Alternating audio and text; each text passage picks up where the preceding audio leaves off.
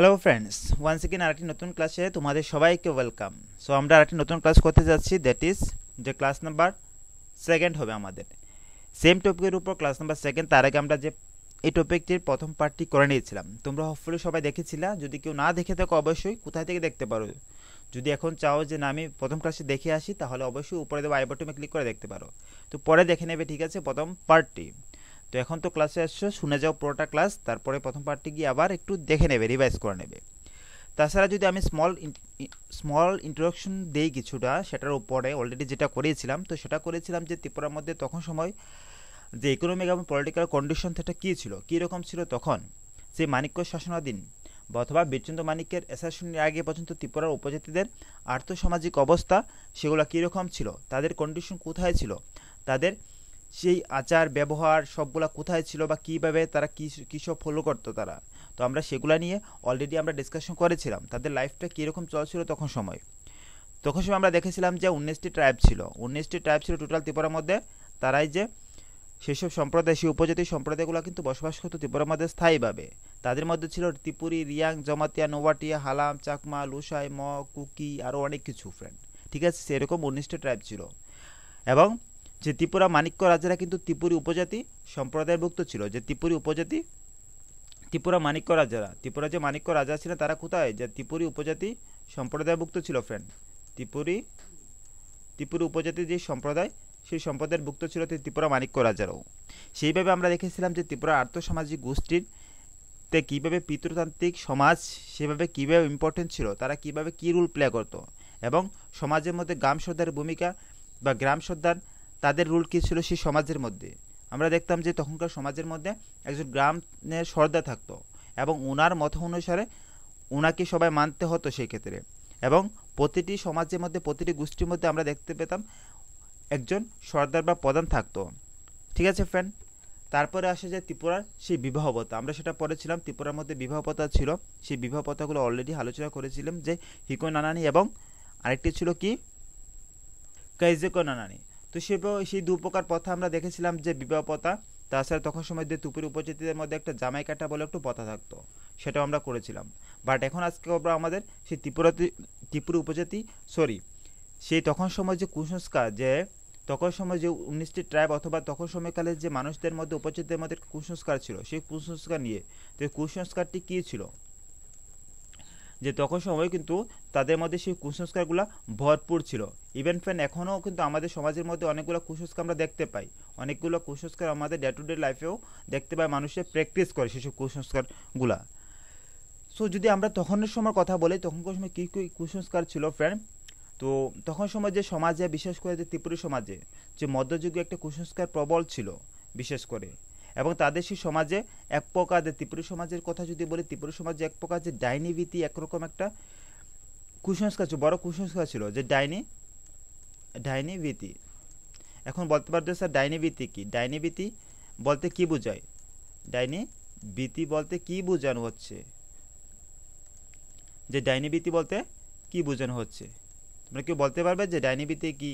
অবশ্যই তার নামের সাথে কিছুটা সম্পর্কিত আছে, কিন্তু অ্যাকচুয়ালি ফ্রেন্ড তখন সময় যদি কারোর অসুখ হতো, বিশেষ করে যদি ছোট কোনো বাচ্চাদের অসুখ হতো, সেক্ষেত্রে কী হতো, সেই ক্ষেত্রে যদি তখন সময় যদি ছোটো কোনো বাচ্চাদের অসুখ হতো বা তাদের মৃত্যুবরণ হতো কোনো কারণে তাদের মৃত্যুবরণ হতো বা মারা যেত, তখন সময় দায়ী করা হতো যে পাড়ার কোনো একজন দরিদ্র মহিলাকে তখন সময় ওনাকে দায়ী করা হতো তার জন্য। পাড়ার কোনো দরিদ্র মহিলা বা দরিদ্র মা যারা ছিলেন তাদেরকে দায়ী করা হতো সেই শিশুর মৃত্যুর কারণ হিসাবে, এবং সেই শিশুর মৃত্যুর কারণ হিসাবে ওনাকেই দায়ী করা হতো। এবং সেই প্রথাটিই ছিল যে ডাইনিভীতি প্রথা। এটা ছিল মানুষের মধ্যে একরকম কুসংস্কার, যে মানুষ মনে করতো যে সেই দরিদ্র মহিলার জন্য এবং ওনার জন্যই যে তাদের শিশু বা সন্তান তারা মারা গিয়েছিল। তো তখন সময় সেই মহিলার সাথে কী করা হতো, তখন সময় সেই মহিলাকে সেই ডাইনিভীতি আখ্যা দিয়ে কিন্তু অনেক সময় কী করা হতো, গ্রাম থেকে বের করে দিত। তারা গ্রাম থেকে, পাড়া থেকে বের করে দিত। পাশাপাশি অনেক সময় কিন্তু তাদের সেই মহিলাকে কিন্তু মারাও হতো, মানে ডাইনি সন্দেহ তারা খুনও করে নিত তারা। ততটা খতরনাক ছিল তারা তখন সময় সমাজগুলা ততটাই খতরনাক ছিল। কিভাবে খতরনাক ছিল? কাউকে কিভাবে ডাইনিভিটি সন্দেহ করে পাড়া থেকে বিতাড় করা, পাড়া থেকে বের করে দেওয়া যায় অথবা খুন করা যায়, সেরকম প্রকার কিন্তু কুসংস্কার তাদের মধ্যে, সেই সমাজের মধ্যে অনেকটাই প্রচলিত ছিল ফ্রেন্ড। তাছাড়া তখন সময় যদি আমরা ত্রিপুরী সেই সম্প্রদায়ের কথা বলি, ত্রিপুরী সম্প্রদায়ের কথা যদি আলোচনা করি, দেখতে পাবো যে তখন সময় যদি ত্রিপুরী সংস্কার যদি বলা যায়, ত্রিপুরী আমরা বলেছিলাম যে ত্রিপুরার যে রাজারা তারা ত্রিপুরী সম্প্রদায়ের ভুক্ত ছিল। তাহলে ত্রিপুরী সম্প্রদায়ের কথা বলুন, ত্রিপুরী সম্প্রদায় তাদের মধ্যে কি কুসংস্কার ছিল নাকি? আমরা বলেছিলাম যে ত্রিপুরাতে 19টি ট্রাইব ছিল, তার মধ্যে কি ত্রিপুরী সম্প্রদায় হতে পারেন কি? ইয়েস ফ্রেন্ড, ত্রিপুরী সম্প্রদায়ের মধ্যে কিন্তু ছিল। ত্রিপুরী সম্প্রদায় সেই লোকেরা তারা কি করতো, তারা সেই সাঁওতাল, মুন্ডা বা উড়িয়া এরকম বিভিন্ন সম্প্রদায়ের লোকেদের তারা কুলি বলতো। কি বলতো তারা? এরকম বিভিন্ন সম্প্রদায়ের লোকেদের তারা কুলি বলতো ফ্রেন্ড, এরকম বিভিন্ন সম্প্রদায়ের লোকেদের তারা কুলি বলতো। এবং তাদের হাতে কখনো তারা যে অন্ন ও জল সেগুলো কিন্তু কখনো গ্রহণ করতো না।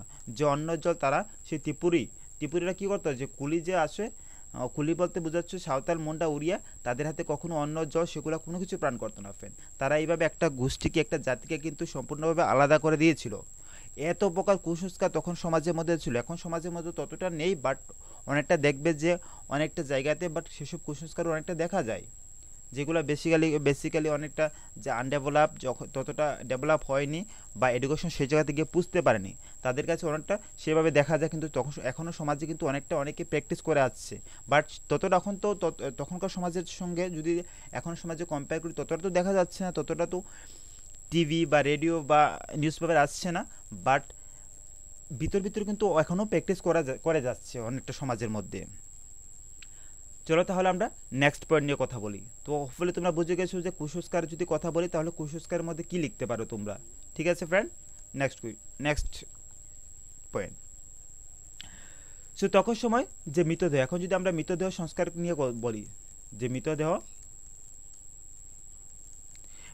সৎকারের কথা নিয়ে বলি, যে মৃতদেহ সৎকারের প্রথাটা কীরকম ছিল।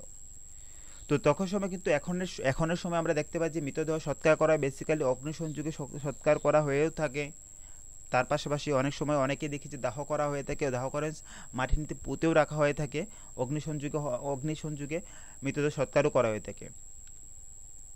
এবং ফ্রেন্ড, যদি আমরা কুকিদের কথা বলি, এখন যদি আমরা তার মধ্যে কয়েকটি ট্রাইব নিয়ে কথা বলি, সেসব ট্রাইবগুলো তাদের মৃতদেহগুলো কীভাবে সৎকার করতো বা তাদের মৃতদেহ সৎকারের পদ্ধতিগুলো কী কী ছিল। যদি আমরা সেই কুকিদের কথা নিয়ে প্রথম আলোচনা করি, যে কুকিদের নিয়ে, যে কুকিরা কীভাবে করতো। সো ফ্রেন্ড, কুকিদের মধ্যে কেউ যদি মারা যেত, তাদের কিন্তু সমাধিস্থ করা হতো, যে সমাধি দেওয়া হতো তাদেরকে, সেক্ষেত্রে তাদেরকে পোড়ানো হতো না। ঠিক আছে, বাট আমরা দেখেছি যে অধিকাংশ কিন্তু যে উপজাতিরাই কিন্তু অগ্নিসংযোগে মৃতদেহ সৎকার করতো। বাট ত্রিপুরার কুকিদের কথা যদি বলি, তাহলে তারা কী হতো, সমাধিস্থ করা হতো, তারা সেক্ষেত্রে পোড়াতো না ফ্রেন্ড।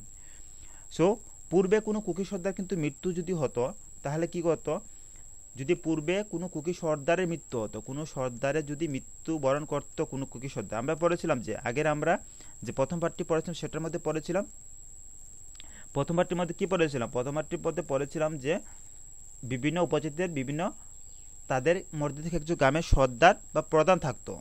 কী থাকতো, তাদের মধ্যে গ্রামের সর্দার অথবা প্রধান থাকতো। ঠিক আছে ফ্রেন্ড, তো সেইভাবে কুকিদের মধ্যে রয়েছে।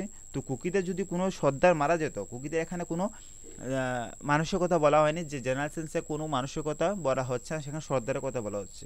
তো যদি কোনো সর্দার মারা যেত, তাহলে কী হতো, পার্শ্ববর্তী অঞ্চলে তাদের সেই অঞ্চলের থেকে তো নেওয়া হতো না, পার্শ্ববর্তী অঞ্চল থেকে কিন্তু অনেক নিরীহ লোকের যে মাথা কাটা নিত, যে তারা মাথা কেটে আনতো, তাদের নিজেদের থেকে তো আনতো না, পার্শ্ববর্তী যেসব অঞ্চলগুলো আছে সেখানে যেত তারা, এবং সেখানে গিয়ে তাদের কী করতো যে অনেকগুলো মাথা কেটে আনতো তাদের সেই নিরীহ মানুষদের যাদের কোনো অপরাধী নেই, তাদের কোনো দোষ নেই, তাদের সেই বিনা অপরাধে বিনা দোষে, একমাত্র দোষ যে তারা নিরীহ, তাদের নাই থাকার জন্য ভালো জায়গা, না খাওয়া আছে, সেসব অসহায় মানুষদের তারা কী করতো, যে মাথা কেটে আনতো। এবং তার পাশাপাশি যদি কুকি সর্দার মারা যেত, তাহলে তখনকার সময় অনেক পশু বা পাখি, অনেক পশু পাখি সেগুলোকে কী হতো, যে অনেক পশু পাখিরও তারা কী হতো, মাথা উৎসর্গ করা হতো সেই কুকি সর্দারের সমাধিতে ফ্রেন্ড। সো কুকি সর্দারদের মৃতদেহ প্রায় 90 দিন কিন্তু যে মারা যাওয়ার পর প্রায় 90 দিন কী হতো বাক্সে বন্দি করে রাখতো, মারা যাওয়ার 90 দিন পর্যন্ত তারা বাক্সে বন্দি করে রাখতো এবং এইভাবে তারা কুকি সর্দারের মৃতদেহ বা কুকিদের মধ্যে সেই মৃতদেহ সৎকারের প্রথা ছিল ফ্রেন্ড। তো এখন যদি আমরা বলি মগদের কথা, যদি মগদের কথা বলি মগরা কীভাবে করতো ফ্রেন্ড, যদি মগরা বা চাকমাত বা ত্রিপুরী। সো মগরা ফ্রেন্ড যদি মগদের কথা বলি তাহলে মগদের মৃতদেহ সৎকারের পূর্বে কিন্তু যে মগ যে পুরোহিত ছিল তাদের মধ্যে আমরা জানি যে আমাদের হিন্দু সমাজে দেখতে পারি যে পুরোহিত থাকে, ব্রাহ্মণ থাকে। আমরা কোনো কিছু বিশেষ অনুষ্ঠানে বা কোনো কিছু এমন কিছু অনুষ্ঠান যখন অর্গানাইজ করি তখন অবভিয়াসলি যে ব্রাহ্মণ দ্বারা আমরা সেসব কিছু করিয়ে থাকি। তো সেইভাবে কিন্তু মগদেরও সেইভাবে কী ছিল, মগদেরও সেইভাবে কিন্তু যে একজন ও যখন মগদের মধ্যে কেউ মারা যেত তখন তাদের সে পুরোহিত ছিল। তো সেই পুরোহিতকে এনে পুরোহিতদের দ্বারা উপাসনা করা হতো। এবং যদি চাকমাদের মৃতদেহের কথা বলি তো মগরা তো এইভাবে করতো। এবং যদি চাকমাদের মৃতদেহের কথা বলি যে চাকমারা কীভাবে করতো। তো আমরা যদি সবগুলো ট্রাইব নিয়ে আলোচনা করি তাহলে তো ক্লাসটা অনেকটা লং হয়ে যাবে। তো চাইবো যে ইম্পর্টেন্ট কয়েকটা ট্রাইব দেখে আলোচনা করতে। চাকমাদের মৃতদেহ ফ্রেন্ড যে আত্মীয়দের জন্য, যারা আত্মীয়রা রয়েছে তাদের জন্য কিন্তু একটা কাঠের বাক্সে প্রায় 5 থেকে 7 দিন ধরে 5 থেকে 7 দিন তারা সেই মৃতদেহকে রেখে দিত, তারপর সেটার জন্য সৎকার করা হতো। অ্যাকচুয়ালি সেই মানুষের সাথে অনেকে তো ক্লোজলি কানেক্টেড থাকতে পারে, তো সেই ক্ষেত্রে বিভিন্ন কারণেও সেই চাকমারা কীটা করতো তাদের সেই মৃতদেহকে সে আত্মীয় স্বজনদের জন্য রেখে দিত, যাতে তারা আরও কিছুটা সময় সেই মৃতদেহের সাথে মৃতদেহকে দেখতে পারে, কাছে থাকতে পারে, কাটাতে পারে সময়টা। হতে পারে মৃতদেহ কোনো রেসপন্স করবে না, তত তারা সেক্ষেত্রে আনন্দ পেত। তো এখন আসো ত্রিপুরী সম্প্রদায়। ত্রিপুরীরা কীভাবে তার মৃতদেহ সৎকার করতো ফ্যান, ত্রিপুরা কীভাবে তাদের মৃতদেহ অগ্নিসংযোগে, অ্যাকচুয়ালি ত্রিপুরা মৃতদেহ তারা অগ্নিসংযোগে সৎকার করত। এবং তারপর কী করা হতো, অগ্নিসংযোগে সৎকার করার পর তারপর তারা শ্মশান ক্ষেত্র পরিষ্কার করে একটা শ্মশান ক্ষেত্রের জায়গা ডিসাইড করা হতো কোথায় রাখা হবে, এবং সেখানে পরিষ্কার করে একটি তুলসী গাছ, প্রদীপ, কিছু অন্ন বা রান্না করা মাংস রেখে দিত। সেটা তাদের মধ্যে প্রচলিত ছিল ত্রিপুরীদের মধ্যে, যেটা আমাদের সমাজেও এখনও দেখা যায় যে যখন কেউ মারা যাবে তাকে অগ্নিসংযোগ করা হয়, তার পরবর্তীকালে তার উপর একটা তুলসী গাছ রাখা হবে, সেই শ্মশানের উপর তুলসী গাছ রাখা হবে, এবং তুলসী গাছ রাখার পরে এবং তার পাশে গাছের একটা প্রদীপ রাখা হবে, তারপর কিছু অন্ন রাখা হবে যাতে সে খেতে পারে, তার জন্য রান্না করা কিছু মাংস রেখে দিত। সেইভাবে কিন্তু জমাতিয়া, রিয়াং, নোয়াটিয়া প্রভৃতি উপজাতিদের মধ্যে কিছুটা সেরকমের প্র্যাকটিস দেখা যায় ফ্রেন্ড।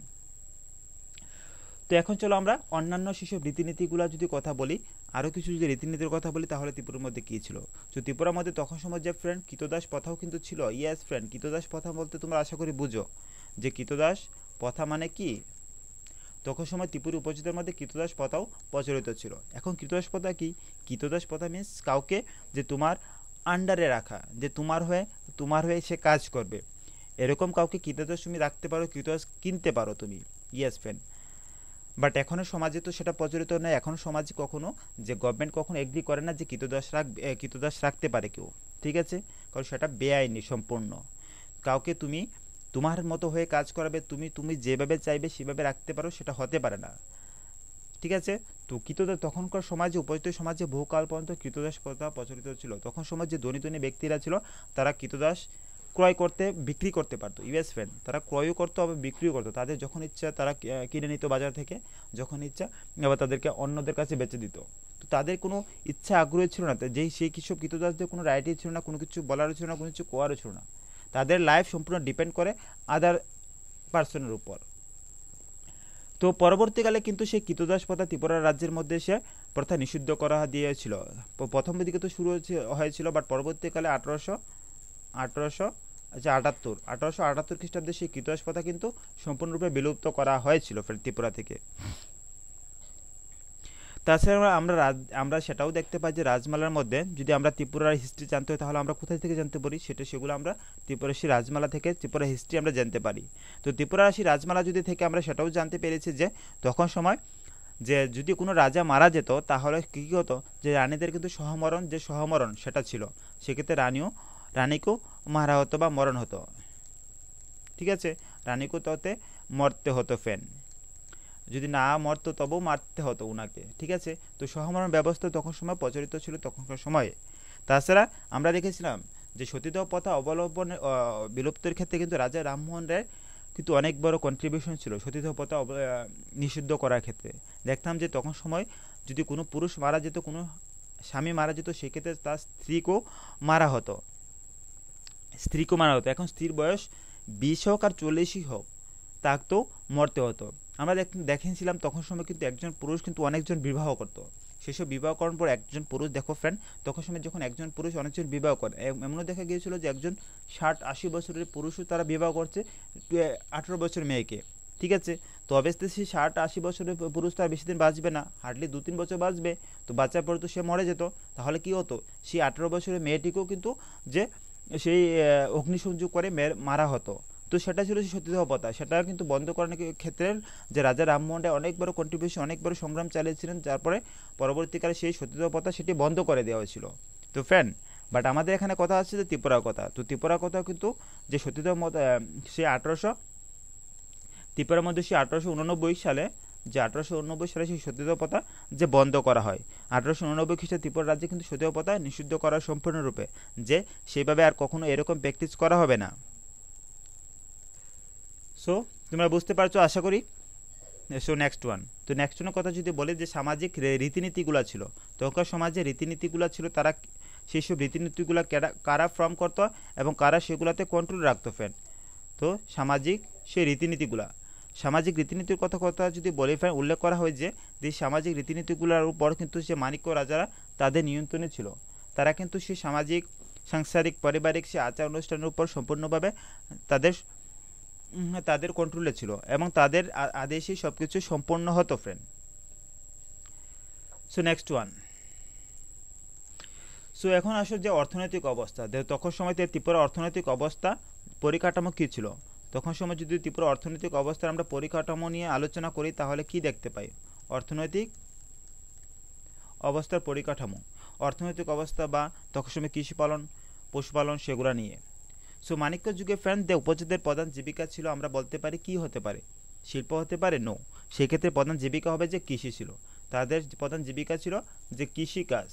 তারা সম্পূর্ণভাবে কৃষির উপর ডিপেন্ডেন্ট ছিল ফ্রেন্ড। যে মাণিক্য যুগে ত্রিপুরা উপজাতিদের প্রধান জীবিকা ছিল কৃষি। তবে তারা কিন্তু যে মাঝে মধ্যে কি করতো, মাঝে মধ্যে কিন্তু শিকার, তাছাড়া পশুপালন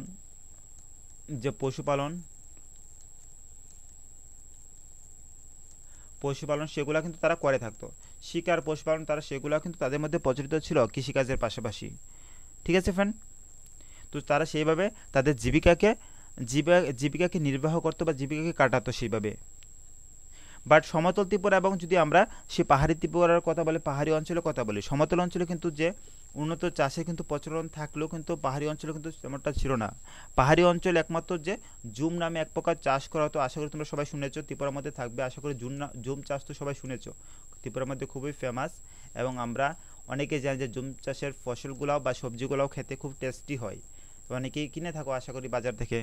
তো জুম চাষে কিন্তু তাদের মধ্যে বিশেষ প্রচলিত ছিল। বাট আমরা সমতল অঞ্চলের কথা যদি বলি, সেখানে তো উন্নত কৃষি ব্যবস্থা দেখতে পাবে, বা জুম চাষের মধ্যে কিন্তু সেরকমটা দেখতে পাওয়া যায় না।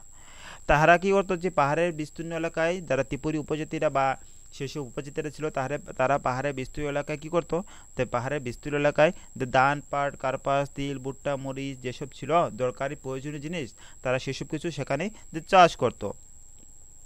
এবং সেটা বলা হয় যে এক স্থানে কিন্তু জুম চাষ 2 থেকে 3 বছরের বেশি জুম চাষ করা হতো না। যে 2 থেকে 3 বছরের বেশি জুম চাষ কখনো করা হতো না, কারণ যদি 2 থেকে 3 বছরের বেশি জুম চাষ করা হয়, তাহলে সেই জমির মধ্যে কিন্তু আর ফসল ততটা হবে না ফ্রেন্ড। তো তার জন্য দেখা গিয়েছে যে পরবর্তীকালে এখনও সময় দেখা যায় যে ত্রিপুরা গভর্নমেন্ট অনেকটাই বলে যে পাহাড় অঞ্চলকে এইভাবে গাছ কাটা বন্ধ করতে হবে, না হলে একটা কিন্তু গাছ শূন্য হয়ে যাবে। তো সেক্ষেত্রে কিন্তু জুম চাষের একটা ডিসঅ্যাডভান্টেজও আছে। তারা কিন্তু সেইভাবে একটা জমি থেকে আরেকটা জেলায় যখন তারা যায়, তখন কিন্তু প্রচুর পরিমাণে গাছপালা সেগুলো কেটে দেয়। ঠিক আছে, কাটার ফলে কি হবে, তো সেগুলো যে পরিবেশের মধ্যে সেই ব্যালেন্স আর থাকবে না, সেক্ষেত্রে ঠিক আছে না। তো সেক্ষেত্রে জমি চাষের একটা ডিসঅ্যাডভান্টেজ ছিল। বাট তখন সময় তারা কি করতো, যে প্রত্যেক 2 থেকে 3 বছর পর নতুন জমি তারা খুঁজতো, নতুনভাবে ল্যান্ড প্রিপেয়ার করতো, তারপর আবার জুম চাষ করতো। এবং সেই সব জুম কিন্তু যে জুম থেকে যে ফসল হতো, তারা সেগুলো বিক্রি করতো এবং বিক্রি করার জুম থেকে যে ফসল হতো সেগুলো কিন্তু তারা বিক্রি করতো। তার পাশাপাশি অরণ্য যেত, যেগুলো কাঠ বেত ছিল, ছঞ্চ ছিল, রপ্তানি জ্বালানি বিক্রি করতো তারা। এই সেসব বিক্রি করে কী করতো, অর্থ সংগ্রহ করতো। তারা সেইভাবে তাদের জীবনযাপন ছিল, তারা সেইভাবে তাদের জীবনযাপনে কাটাতো তাদের জীবনযাপন। এখন যদি আসি তাদের বাসস্থানের কথা, আমরা দেখেছি যে যারা জুম চাষ করতো সেই যারা উপজাতিরা জুম চাষ করতো তারা কিন্তু বেসিক্যালি দেখা যেত যে বাঁশের তৈরি উঁচু টঙ্গরের মধ্যে কিন্তু তারা জীবনযাপন করতো। যে টঙ্গরের মধ্যে দেখতে পাবে যে এখনও দেখা যায়, যদি তুমি আঠরমোলা এলাকায় বা লংতরা পাহাড় এলাকায় বা বিভিন্ন পাহাড় এলাকায় যাও তখনও দেখতে পাবে যে অনেকে জুম চাষ করে। আমরা যখন ট্রেনতে যাই দেখতে পাই যে জুম চাষ করে তারাও এখন টঙ্গর বানিয়ে রাখে ফ্যান। তো সেটা তারা তো তখনকার সময় আরও অনেকটা প্রচলিত ছিল। তারা তখন সময় যারা জুম চাষ করতো তারা বেসিক্যালি পাহাড়েই থাকতো, সে টঙ্গরই থাকতো এবং সব সময় সেখানে বসবাস করতো। বাট যারা সেসব উপজাতির মধ্যে ধনী সম্প্রদায় ছিল তারা কিন্তু তাদের মধ্যে যে পাকা ইটের বাড়িও তারা কী হতো, পাকা ইটের বাড়িও তারা কিন্তু বানাতো। যে পাকা ইটের বাড়িও তারা কী করতো, তারা ফর্ম করতো। ইয়েস, পাকা ইটের বাড়িও তখন সময় তাদের মধ্যে বানাতে দেখা যেত, যারা একটু ইকোনমিক্যালি রিচ ছিল ফ্রেন্ড। সো অবশ্যই তোমরা বুঝতে পারছো হোপফুলি। তো আমাদের ক্লাস বেশি লং করবো না, অবশ্যই চাইবে যে ক্লাসটি লাস্ট অবধি দেখতে। তখন সময় যদি বিনিময়ের কথা বলি ফ্রেন্ড, ত্রিপুরা উপজাতির মধ্যে কিন্তু তখন সময় বিনিময়ের কথা যদি বলি, বিনিময় প্রথা অ্যাকচুয়ালি তখন সময় যে বিনিময় প্রথা ছিল, তখন সময় আমরা দেখতে পারি যে বিনিময় প্রথা ছিল। কারণ তখন সময় যে ত্রিপুরার সেই কৃষি নির্ভর যে মাণিক্য রাজাধীন গ্রামাঞ্চলগুলো ছিল সেগুলো কিন্তু স্বয়ংসম্পূর্ণ ছিল। তারা স্বয়ংসম্পূর্ণ ছিল, তাদের কাছে সব কিছু ছিল, ঠিক আছে। তো তাদের বিশেষ কোনো চাহিদা ছিল না। এখন যেভাবে আমাদের বিশেষ অনেকগুলো চাহিদা আছে, আমাদের শুধু খাদ্য পেলে চলবে না, বাসস্থান পেলে চলবে না, তার পাশাপাশি আমাদের আজকে লাগবে ভালো এডুকেশন লাগবে, রাস্তাঘাট ভালো হতে হবে, আমাদের লাইফস্টাইলটা অন্যরকম চলতে হবে, মডার্ন লাইফস্টাইল ফলো করতে হয়, অনেক কিছু থাকে, সেগুলো প্র্যাকটিস করতে হয় আমাদেরকে। বাট তখন সময় তাদের মধ্যে তো সেরকম ছিল না, তাদের কাছে মডার্ন এডুকেশনের দরকার ছিল না, আর উন্নত লাইফস্টাইলের দরকার ছিল না। তাদের মেন একটি কী ছিল, যে কাজ করা বাস, এবং বিভিন্ন অনুষ্ঠান বিভিন্ন সামাজিক অনুষ্ঠানে পার্টিসিপেট করা, বাস জুম চাষ করা বিশেষ করে তাদের চাহিদা ছিল না। তো তারা কী করতো, তাদের মধ্যে বিনিময় প্রথা প্রচলিত ছিল। তো তাদের যেসব উৎপাদন হতো তারা কী করতো, অন্যদের সাথে সেগুলো শেয়ার করতো, এবং অন্যদের কাছে যেসব উৎপাদন হতো তারা সেগুলো নিজেদের কাছে নিয়ে আসতো। এইভাবে তাদের সেই প্রথা প্রচলিত ছিল। পরবর্তীকালে কিন্তু তারা যে মুদ্রাকেন্দ্রিক যে মুদ্রার ব্যবহার তারাও শিখে গিয়েছিল, যে মুদ্রাকেন্দ্রিক সেই নতুন অর্থনীতির সাথে পরিচিত হতে থাকে। কীভাবে হতে থাকে, তখন সময় যে বিভিন্নভাবে যে মাণিক্য শাসনের শেষের দিকে কিন্তু যদি বলি, শেষের দিকে যে সমতল অঞ্চলের সঙ্গে যোগাযোগের ফলে কিন্তু ত্রিপুরা উপজাতির মধ্যে যে খাদ্য ছাড়াও যে আনুষঙ্গিক বিভিন্ন প্রকার চাহিদা বৃদ্ধি পায়। ইয়েস, তো সেটা তখন সময় তখন সেই মাণিক্য শাসন শেষের দিকের কথা যদি বলি, শেষের দিকে সেটা দেখা গিয়েছিল যে তাদের মধ্যে সেই খাদ্য ছাড়াও যে তাদের অন্যান্য কিছুর প্রয়োজন ছিল। তো এখন দেখবে যে ফ্রেন্ড, ত্রিপুরা উপজাতিদের মধ্যে বা সেই উপজাতি সম্প্রদায়ের লোকদের মধ্যে কিন্তু তারা শুধু সেই জুম চাষের মধ্যে নিজেকে সীমাবদ্ধ রাখেনি, এখন তাদের মধ্যে সেসব কিছু পৌঁছে গেছে যেগুলো তারা তাদের বাচ্চাদের এখন মডার্ন এডুকেশন দিচ্ছে, সব কিছু তাদের লাইফস্টাইলকে চেঞ্জ করাচ্ছে, বিভিন্নভাবে তাদের ইকোনমিক কন্ডিশনস বা তাদের সেই লাইফস্টাইলকে অনেকটা চেঞ্জ করতে চাচ্ছে। তো সেই ক্ষেত্রে কি, সেক্ষেত্রে তারা অবভিয়াসলি সেক্ষেত্রে মুদ্রাকেন্দ্রিক নতুন অর্থনীতি সেটা গ্রহণ করতে হবে। যদি সেক্ষেত্রে না করে তাহলে সেভাবে তো করা যাবে না, শুধু বিনিময় প্রথা তো সব কানে কাজ করবে না। এখন আমার দরকার নেই, আমার ফর এক্সাম্পল তুমি যে ফসল উৎপাদন করলে সাপোজ বিভিন্ন রকম বলো দানই বলো বা কিছুই বলো, বাট আমার সেইভাবে দানের প্রয়োজন নেই ততটা, কারণ আমার রাখার জায়গা নেই বা আমার দরকার নেই সেটা দানের, ঠিক আছে। তাহলে তো আমি তোমার থেকে কিনবো না, এবং আমার কাছে যেটা আছে তোমার সেটা প্রয়োজন, ঠিক আছে।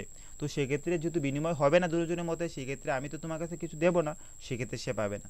তো সেই ক্ষেত্রে যদি মুদ্রাকেন্দ্রিক ব্যবস্থাটা যদি নেওয়া হয়, তাহলে কি করবে, তাহলে তো আমার কাছ থেকে সে মুদ্রা দিয়ে যেসব কিছু এনে কিছু কিনতে পারবে, ঠিক আছে না। তো সেক্ষেত্রে সেই মুদ্রাকেন্দ্রিক ব্যবস্থাটা ছিল খুব ইজি টু ইউজ অ্যাকচুয়ালি তখনকার সময় অর্থনীতিতে। তো পরবর্তীকালে সেই মাণিক্য শাসনের শেষের দিকে কিন্তু তারা সেই মুদ্রা ব্যবস্থার যে নীতিকে সেটা গ্রহণ করেছিল। যদি শিল্পর কথা বলি, তখন সময় যদি শিল্পর কথা বলি, তো শিল্প ব্যবস্থা কী এরকম ছিল। সবাই কিন্তু লাস্ট অবধি থাকবে, যারা থাকবে না কিন্তু তাদের উল্লঙ্ঘন একজনও কাউন্ট করা হবে না, ঠিক আছে ফ্রেন্ড। সবাই লাস্ট অবধি থাকবে, এবং ক্লাসটি ভালো করে দেখবে। শিল্প। সো মানিক্য যুগে ত্রিপুরা কিন্তু এরকমভাবে কিন্তু শিল্পের তখন ততটা প্রচলন ছিল না। তো সেই ত্রিপুরা উপজাতিরা যে বয়ন এবং হস্তশিল্পে কিন্তু দক্ষ ছিল। তাছাড়া তারা যে বয়ন এবং হস্তচালিত শিল্পে তারা খুবই দক্ষ ছিল। তখন সময় তো সেইভাবে এখনকার সময়ের মতো সে শিল্প ততটা ডেভেলপ হয়নি ফ্রেন্ড, ঠিক আছে না? সো সো কুকি এবং ত্রিপুরী, যে কুকি এবং ত্রিপুরী ভাষা কিন্তু প্রত্যেকের বাড়িতে তখন সময় যে তাঁতের খুব ব্যবহার প্রচলিত ছিল। তাঁতের খুব ব্যবহার যে প্রচলিত ছিল তাদের মধ্যে, তারা তাঁত দিয়ে বিভিন্ন প্রকার পোশাকগুলো বানাতো, সেভাবে তারা সেগুলো ব্যবহার করতো এবং তারা সেক্ষেত্রে কিন্তু অনেকটা এক্সপার্ট ছিল ফ্রেন্ড। সেক্ষেত্রে তারা অনেকটা এক্সপার্ট ছিল সেই শিল্পের মধ্যে। এবং এখন সময় আমরা দেখি যে এখন সময় আমরা বিভিন্ন যখন প্রোগ্রাম করে গভর্নমেন্ট, তখন সেই প্রোগ্রামের মধ্যে তারা অনেকটা পার্টিসিপেট করে, তাদের সেসবগুলো শো করে, ঠিক আছে না? তারা কীভাবে সেসবগুলো বানায়। তো সেগুলো ত্রিপুরা কুটির শিল্পকে কিন্তু অনেকটা স্ট্রং করেছিল তখন সময়। তারা বিভিন্নভাবে বিভিন্ন কিছু বানিয়ে তারা নিজেদেরকে সেলফ ডিপেন্ডেন্ট করেছিল। তো সেক্ষেত্রে তাদের কিন্তু সেই শিল্পর ক্ষেত্রে কন্ট্রিবিউশন ছিল উপজাতিদের। যদি যাতায়াত ব্যবস্থার কথা বলি, এখন যদি আমরা সেই যাতায়াত ব্যবস্থার কথা বলি, তখন সময় যাতায়াত ব্যবস্থা কীরকম ছিল? যাতায়াত ব্যবস্থা কীরকম ছিল? যদি যাতায়াত ব্যবস্থার কথা আসে ফ্রেন্ড, তখন সময় কিন্তু যাতায়াত ব্যবস্থা ততটা উন্নত ছিল না, কারণ তখন সময় রাস্তাঘাট ততটা উন্নত ছিল না। বেসিক্যালি তখন সময় তারা কী করতো? যাতায়াতের মাধ্যম হিসাবে নৌকা, যে যাতায়াতের মাধ্যমে হিসেবে তারা নৌকা, তারপরে কী করতো যে গরু গাড়ি তারা সেগুলো ব্যবহার করতো। তাছাড়া বিভিন্নভাবে গরু গাড়ি বা হাতি ইত্যাদি বাড়িবাহী পশু তারা ব্যবহার করতো যাতায়াতের মাধ্যম হিসাবে, ঠিক আছে ফ্রেন্ড? তো এইভাবে এরকম ছিল যে ত্রিপুরাসী অর্থনৈতিক অবস্থাগুলা।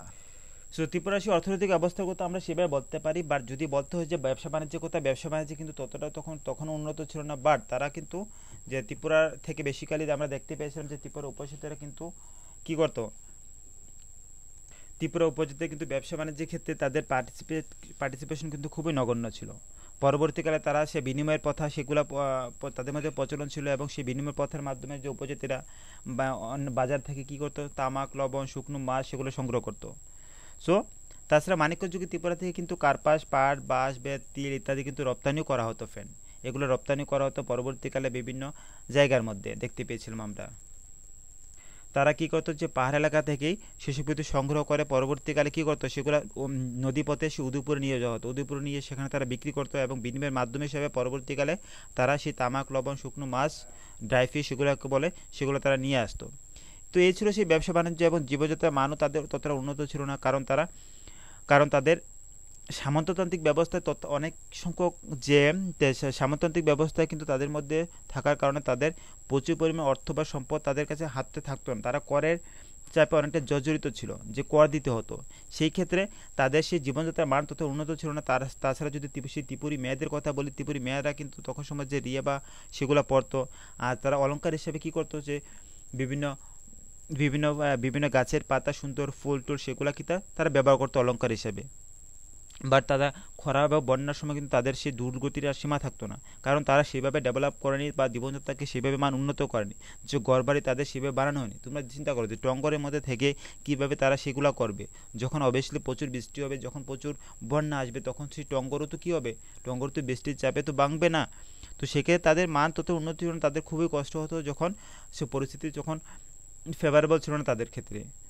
তো এসব বিভিন্নভাবে করতো। তাছাড়া দেখা গেছে তারা যখন খুবই খুশি থাকতো, যখন তাদের ভালো সময় চলতো, তখন তারা কী করতো? যে শুকরের মাংস সেগুলো ভক্ষণ করতো এবং প্রচুর মদ্যপান করতো তারা। যখন তাদের একটু স্টেবল ছিল, একটু ভালো থাকতো, যদি সেই সব উপজাতিরা যখন একটু ভালো থাকতো, তখন তারা কিন্তু শুকরের মাংসগুলো বিভিন্নভাবে মদ্যপান করতো। মদ্যপান করে তারা বিভিন্ন উৎসব আচার অনুষ্ঠানের মাধ্যমে তাদের নিজেকে খুশি রাখতে চেষ্টা করতো। এইভাবে তাদের দিনগুলো ছিল, এবং এইভাবে কিন্তু তারা সেই জীবন কাটাতে থাকে। তো এই ছিল ফ্রেন্ড যে ত্রিপুরার সেই সব কিছু, যে ত্রিপুরা ইকোনমিক্যালি, পলিটিক্যাল এবং সেসব কন্ডিশনগুলো ত্রিপুরা তখন সময় কীরকম চলছিল, সেই ইকোনমিক পলিটিক্যাল কন্ডিশনস তখন সময়। সফরে তোমাদের ক্লাস ভালো লাগবে, আর যদি কারো সমস্যা অবশ্যই দেখতে পারো, আর প্রিভিয়াস ক্লাসটি অবশ্যই দেখে নেবে। যে এন্ড অফ দ্য ক্লাস আবার তোমরা দেখতে পাবে সেই প্রিভিয়াস ক্লাসটির, সো সেখান থেকেও দেখতে পারো। তাছাড়া চ্যানেলের মধ্যে প্লেলিস্ট সেখান থেকেও দেখতে পারবে, ঠিক আছে? সো আমরা নেক্সট ক্লাসে আরেকটি নতুন টপিক নিয়ে আসবো অবশ্যই। তো আজকে তো এই টপিকের উপর দুটি ক্লাস হয়ে গেল, কারণ টপিকটি অনেকটা লং ছিল, economic and political conditions of Tripura. So friend, till then thank you, সবাই ভালো থাকবে, stay safe, stay healthy, and don't forget to keep smiling. Thank you all.